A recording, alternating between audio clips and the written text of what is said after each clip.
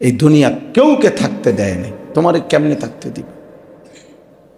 দুনিয়া কাউরে থাকতে দিছে বাপ, তো তোমার মতো মানুষকে থাকতে দিবে কেমন? রব্বুল আলামিন বলে, বান্দা দুনিয়ার জীবন আর কিছুই নয়, শুধুই তামাশা, শুধুই খেলাধুলা, শুধুই তামাশা।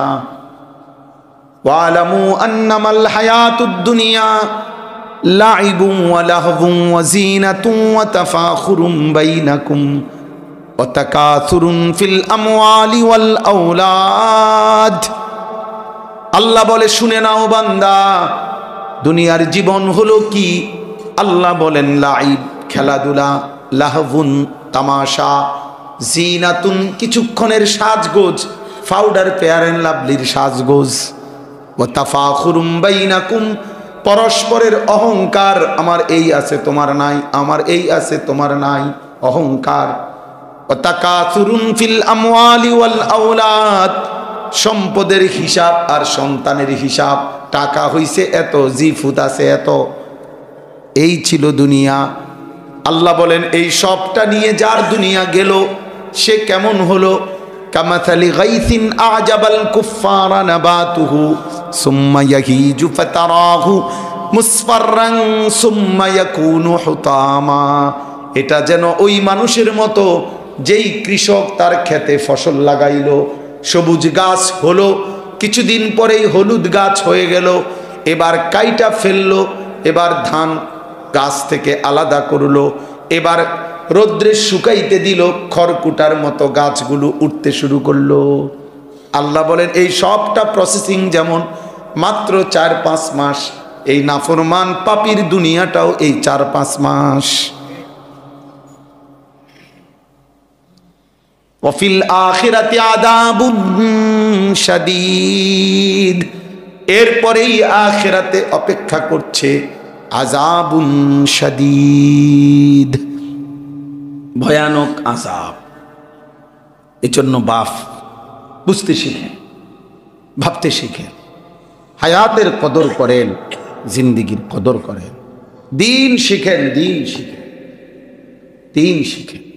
নামাজ সুন্দর করা দরকার, রোজা সুন্দর করা দরকার, রুকু সুন্দর করা দরকার, হজ আমার উপরে ফরজ কিনা নিজের মহব্বতে বোঝা দরকার। আলহামদুলিল্লাহ, আলহামদুলিল্লাহ নাহমাদুহু ওয়া নাস্তাঈনুহু ওয়া নাস্তাগফিরুহু ওয়া নু'মিনু বিহি ওয়া নাতাওয়াক্কালু আলাইহি ونعوذ بالله من شرور أنفسنا ومن سيئات أعمالنا من يهده الله فلا مضل له ومن يضلله فلا هادي له ونشهد أن لا إله إلا الله وحده لا شريك له ونشهد أن سيدنا وحبيبنا ومولانا محمدا عبده ورسوله أما بعد فأعوذ بالله من الشيطان الرجيم بسم الله الرحمن الرحيم واتل عليهم نبأ ابني آدم بالحق إذ قربا قربانا فتقبل من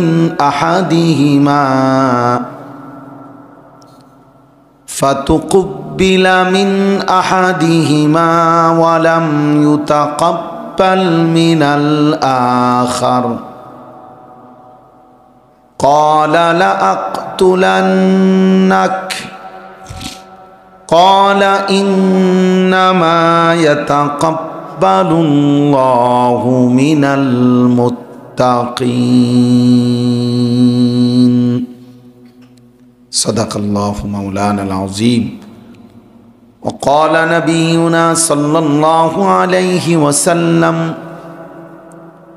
इत्तक़िल महारिम तकुन अअबदन नास। अल्लाहुम्मा सल्लि अला मुहम्मदिन व अला आलि मुहम्मद कमा सल्लैता अला इब्राहीम व अला आलि इब्राहीम इन्नका हमीदुम मजीद। अल्लाहुम्मा बारिक अला मुहम्मदिन व अला आलि मुहम्मद कमा बारकता अला इब्राहीम व अला आलि इब्राहीम इन्नका हमीदुम मजीद। सुब्हानका ला इल्म लना इल्ला मा अल्लमतना इन्नका अंतल अलीमुल हकीम। अल्हम्दुलिल्लाह। अल्लाह पाक रब्बुल इज्जत जुल जलाल वल इकरामेर फजल करम, रब्बुल आलमीनेर इहसान मेहरबानी दया, আল্লাহ তাআলা আমাদেরকে আজ 23 মে 2025 রোজ শুক্রবার আজকের এই মোবারক ইসলাহি মজলিসে আল্লাহ তাআলাই আমাদেরকে আসবার বসবার আল্লাহর জন্যই জমা হওয়ার তৌফিক দান করেছেন। এজন্য আমরা সকলেই বলি আলহামদুলিল্লাহ। দয়া করে এই গেটের জায়গাটা ছেড়ে দেন ভাই। এই জোয়ান ভাই আপনারা এদিকে বসেন তো, অনেক জায়গা খালি, এদিকে এই যে ঢুকার জায়গা ছেড়ে দেন। আপনি তো একবার দরজার উপরে বসছেন, ওই যে কালো পাঞ্জাবি আবার একটু সরছে, একটু সরলে হবে না, আমি উঠতে হবে। উঠেন আপনি এখান থেকে উঠেন ভাইয়া। জোয়ান ভাই আপনি একটু চাপেন এদিকে যাও না। জোয়ান ভাই 1 ইঞ্চি নড়লে হবে না, পুরো উঠতে হবে। শুনে উঠো ভাই, এখানে উঠো। আপনি মৌলানা আপনি ভাই ওঠেন, এখান থেকে উঠেন। এটা যে শর্মায়, মানে ভিতরে আসলে কোনো গুনাহ নিয়ে হয়ে যায় কোনো। আবার স্যার আপনার আগান, আপনি আগান, এই যে সামনের জায়গা খালি রাখেন। এই তো মাশাআল্লাহ।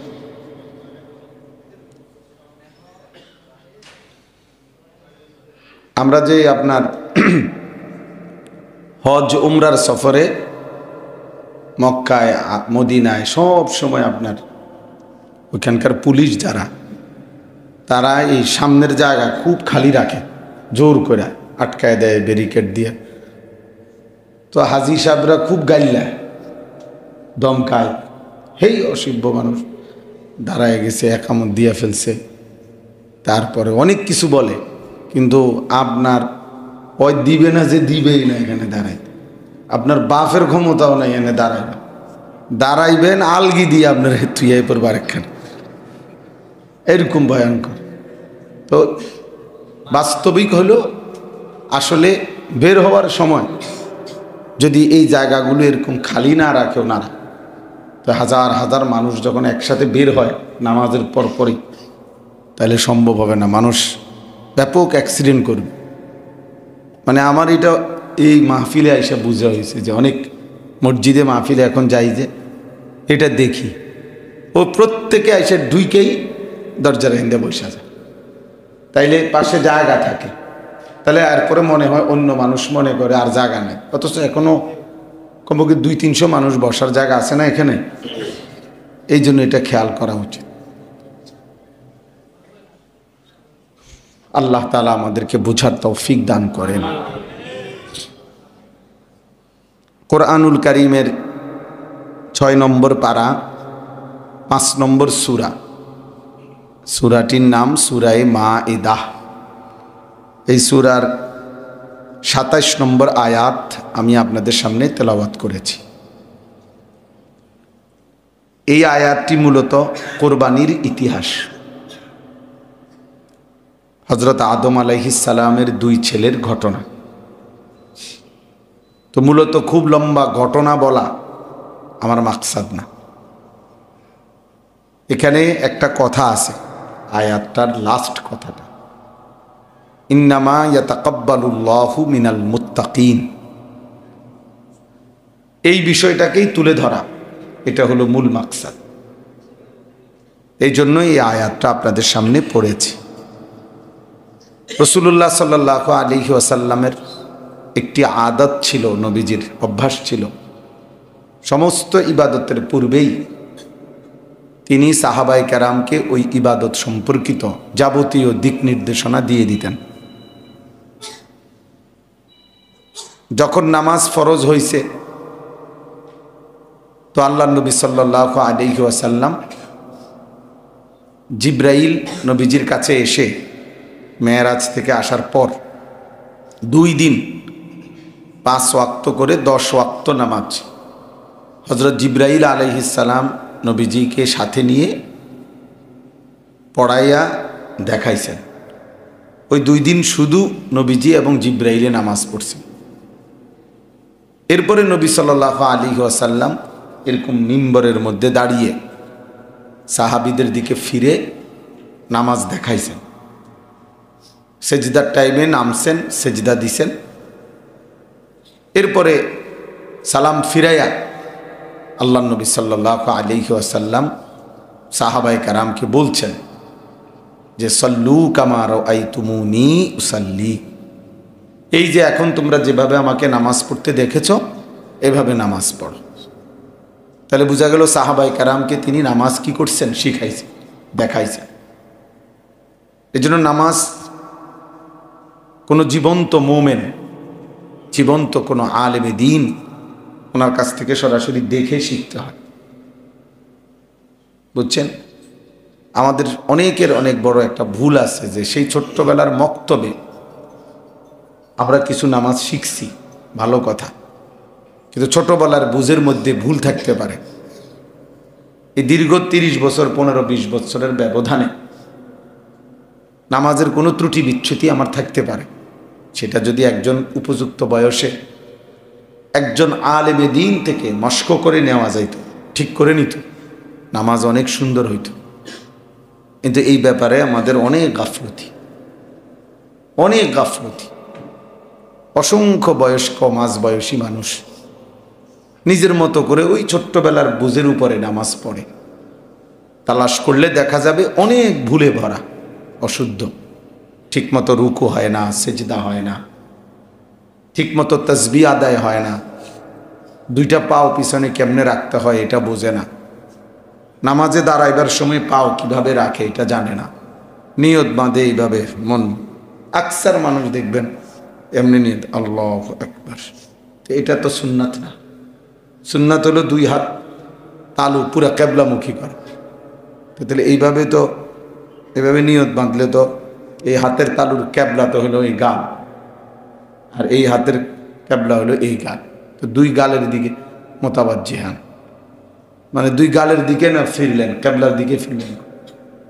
অনেকে দেখবেন নামাজ পড়ে খুব বুজুর্গ, উনি একবারে বিনয়ের ভাব, আল্লাহ কোঁতা কোয়া, আপনি যে এইভাবে বুক এটারে ভাঙ্গে লাইলেন নিচের দিকে এরকম জিন, তো এই বুকের কেবলা তো হইল না, বুক তো কেবলামুখী হলো না, এটা তো নিচের দিকে গেছে না, তো নামাজের সুন্নাত তো আদায় হলো না।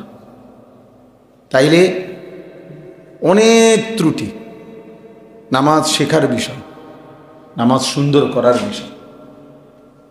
কোরআনুল কারীমের মধ্যে আছে ফাখালাফা মিন বা'দিহিম খালফুন আদাউস সালাহ ওয়াত্তাবাউশ শাহওয়াত ফাসাউফা ইয়ালকাউনা গাইয়্যা।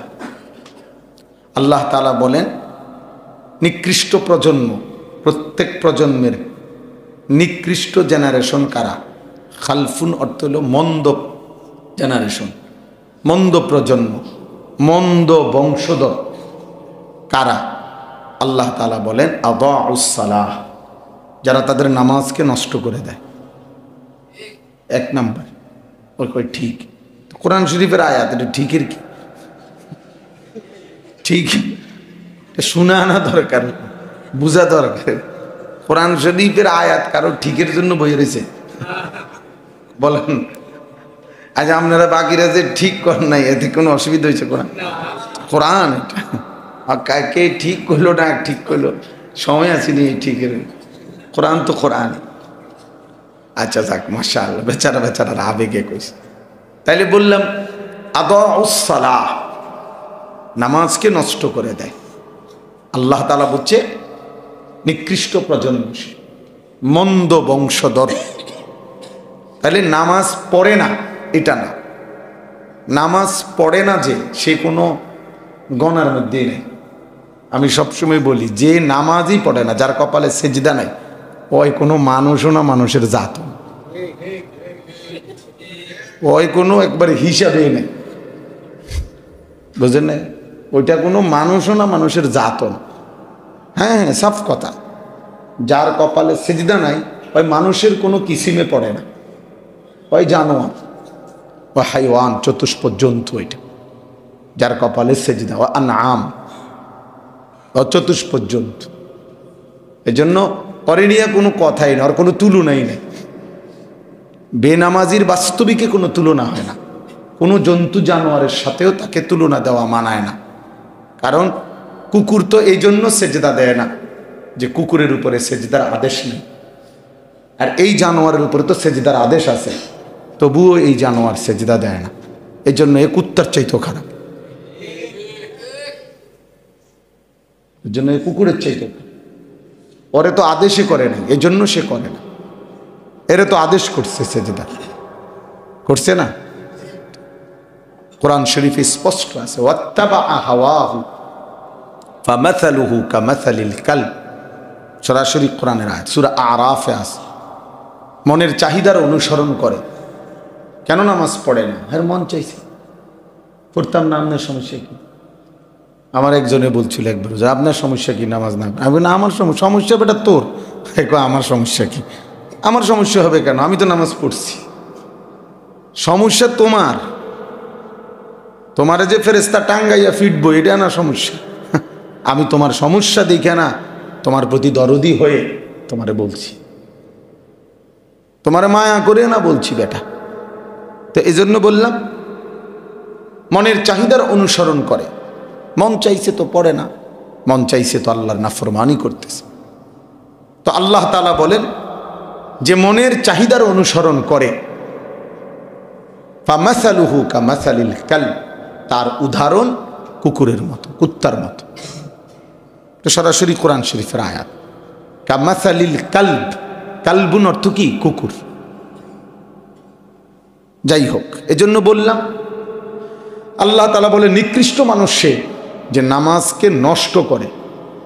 তাহলে পড়ে না এটা না, পড়ে না যে তার কোনো আলোচনাই নেই, কিন্তু যে পড়ে নষ্ট করে দেয়, অর্থাৎ নামাজ তো দেখতেছে, মনে হচ্ছে পড়তেছে, কিন্তু নামাজের রুকু, সেজদা, তাসবিহ, নামাজের মধ্যে 4টা জিনিস আছে, ফরজ, ওয়াজিব, সুন্নাত, মুস্তাহাব, এগুলোকে যে নষ্ট করে, নামাজের যে আহকাম, এটাকে যে ঠিকমতো আদায় করে না, আল্লাহ তাআলা বলেন সে হচ্ছে মন্দ বংশধর।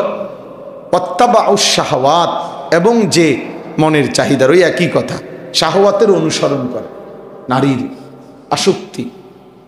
এই জন্য তার শাহওয়াত, তার যৌন চাহিদা, তার লজ্জাস্থানের চাহিদার কারণে সে সারাদিন মোবাইল নিয়ে পড়ে থাকে, উলঙ্গ ছবি, জেনা, ব্যভিচার, অসভ্যতার দৃশ্য।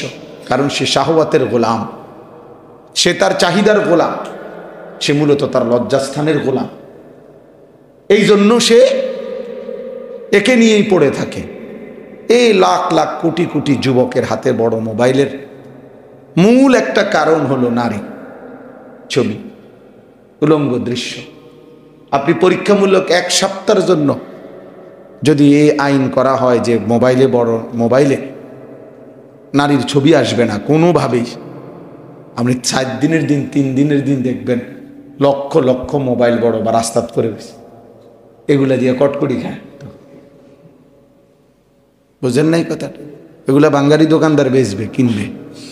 কেন? কারণ ওই যে যুবকেরা আর ওইটা লাগবে না, সেটা করবে কি আর?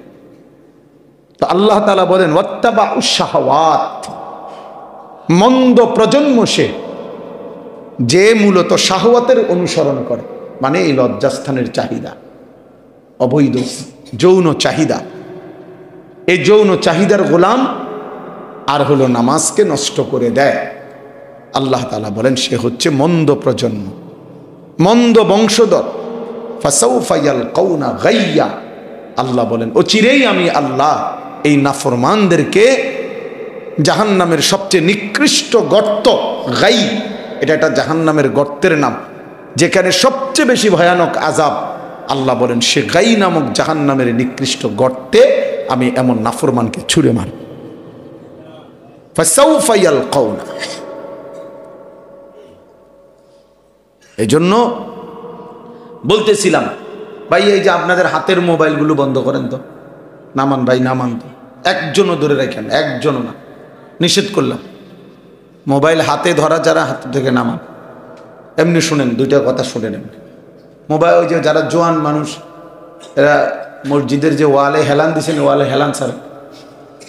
ওখানে এত অল্প বয়সে হেলান দিলে সামনে তো ব্যান গাড়ি নিতে, হ্যাঁ সামনে তো ওনারে ব্যান গাড়ি দিয়ে টাইনতে হইব। এটা ঠিক না, এটা মসজিদ না, না না, খামখেয়ালি করলে হবে না ভাইয়া। দিন কোনো খামখেয়ালির নাম না, কোনো গাফেল, সমস্ত গাফেল মনে রাখবেন বদনসিব, গাফেল যারা, বঞ্চিত, মাহরুম,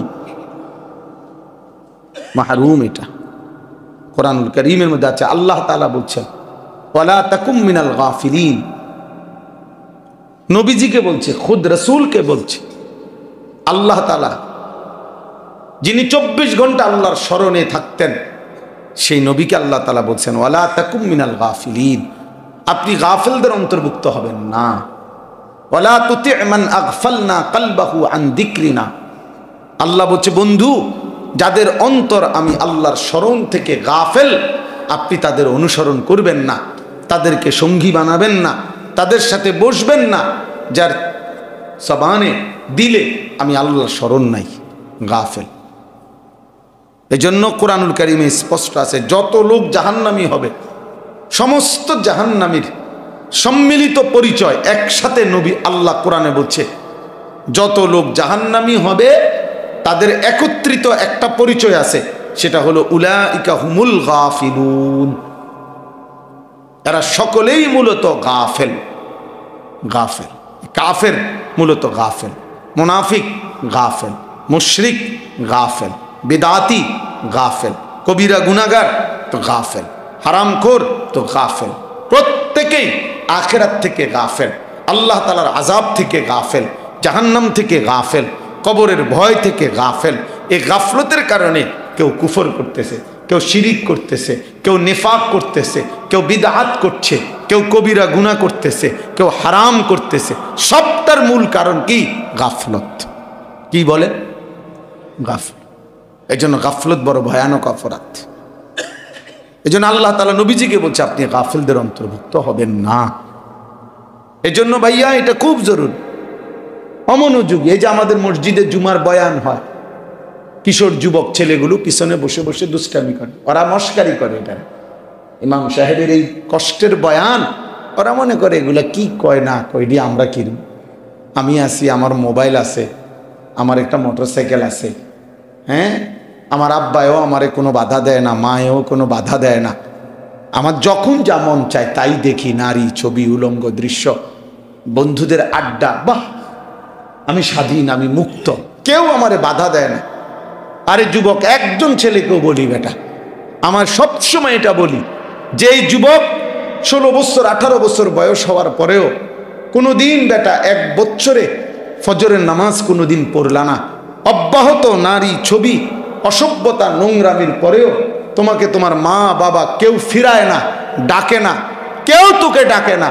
এর মূল কারণ হলো আল্লাহর লানত তোর উপরে পড়ছে, এজন্য পৃথিবী তোর থেকে মুখ ফিরায় নিছে।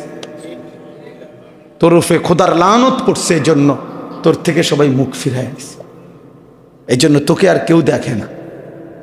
আমার বড় ভাই আমার চুলের দিকে 3 বার দেখছে, একদিন 3 বার আমার সেলুনে পাঠাইছে, শুধু বলছে চুল সামনে পিছনে 19-20 হয়েছে বেটা, আবার চুল কাটা, আবার আসছি, আবার বলছে আবার যাও, হয়েছে না? হ্যাঁ, আমার ভাই আমার দিকে নজর রাখছে। আমি বারান্দায় বসছি মোড়া দিয়া, তো আমার মা নজর রাখছে আমার দিকে, বলছে ফুত মিত্রা। আমি বলছি কেন মা?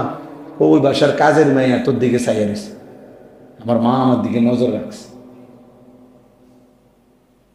আমার মা আমার দিকে নজর রাখছে বাপ, আমার বাপ আমার দিকে নজর রাখছে।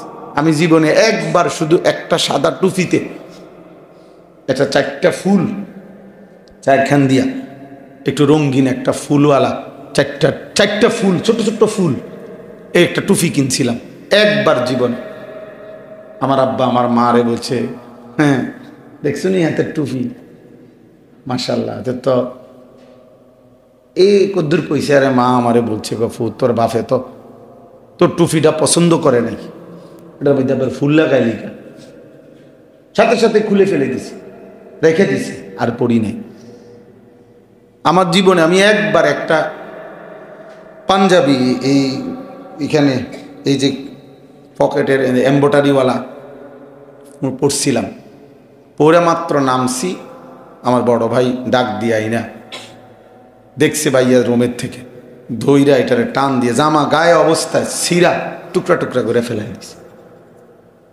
এই জন্য প্রিয় নওজোয়ান, 365 দিনে কোনো দিন তুমি ফজরের নামাজ পড়লা না, তোমার আপন মা তোমারে কিছু বলে না, বাপ কিছু বলে না, কেউ কিছু বলে না। সারা দিন সারা রাত মোবাইলে নারী দেখো, ছবি দেখো, উলঙ্গ দৃশ্য দেখো, চুল রাখছো শয়তানের মতো, বেঈমানের মতো, সুরত চেহারা, লেবাস পোশাক, শরীর নাপাক, ঠিক মতো পেশাব পায়খানার পরে পবিত্রতার কোনো ধারণা, অথচ তোমারে কেউ ফিরে আয় না, কেউ বলে না যে কিরে ফুত, আরে কিরে ভাতিজা, কিরে নাতি, তুই কেন জাহান্নামের দিকে এভাবে ছুটলি, তুই কেন এভাবে ধ্বংস হয়ে যাচ্ছিস? কেউ ফিরাচ্ছে না কেন? মূল কারণ হলো খোদার লানত যার উপরে পরে আল্লাহর সমস্ত সৃষ্টি তার থেকে মুখ ফিরায় নেয়। এজন্য চালাক মনে করো না মিহা, চালাক মনে করো না। তুমি মনে করতেছ তুমি চুল ঘুরাও, তুমি মোটরসাইকেল চালাও, আর মেয়ে দেখো মাইয়ার পিছনে ঘোরো, তুমি মাতবর। হ্যাঁ, তোমার মতো বহুত মাতবর রে ফেরেশতা লাথি দিয়া কবরে পাঠায় দিছে। যা দিন, এই দুনিয়া কেউকে থাকতে দেয় নাই, তোমারে কেমনে থাকতে দিবে? দুনিয়া কাউরে থাকতে দিছে বাপ, তো তোমার মতো মানুষকে থাকতে দিবে কেমনে? ওমা হাদিহিল হায়াতুদ দুনিয়া ইল্লা লাহবুন ওয়া লাইব। রব্বুল আলামিন বলে, বান্দা দুনিয়ার জীবন আর কিছুই নয়, শুধুই তামাশা, শুধুই খেলাধুলা, শুধুই তামাশা।